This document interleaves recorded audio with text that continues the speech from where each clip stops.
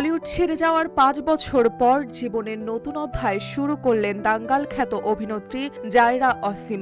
মাত্র ১৮ বছর বয়সে অভিনয় থেকে সরে দাঁড়িয়েছিলেন তিনি, কারণ ধর্মীয় বিশ্বাসে মনোযোগ দিতে চেয়েছিলেন। এবার সেই সিদ্ধান্তের ধারাবাহিকতায় নির্ভীতে বিয়ে করে নতুন পথে হাঁটলেন জায়রা।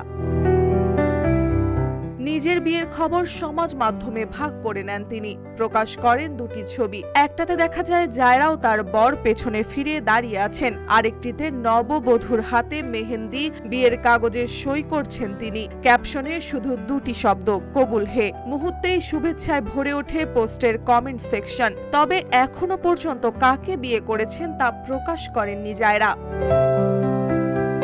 মাত্র ১৪ বছর বয়সে আমির খানের সঙ্গে দাঙ্গাল এ অভিনয় করে রাতারাতি আলোচনায় আসেন তিনি। এরপর সিক্রেট সুপারস্টারে প্রধান চরিত্রে অভিনয় করে দর্শকদের মন জয় করেন, কিন্তু খ্যাতির শীর্ষে থাকতেই ২০১৯ সালে হঠাৎ ঘোষণা দেন তিনি আর অভিনয় করবেন না। সামাজিক যোগাযোগ মাধ্যমে লিখেছিলেন, আমি আমার জীবন সম্পূর্ণভাবে আল্লাহর কাছে সমর্পণ করতে চাই।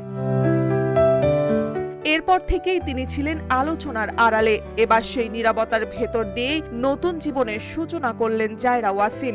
আলো, ক্যামেরা আর মঞ্চের বাইরে নিজের মতো করে শান্তির এক পরিণতি বেছে নিয়ে। মার্জিয়া মৌ, রূপালী বাংলাদেশ।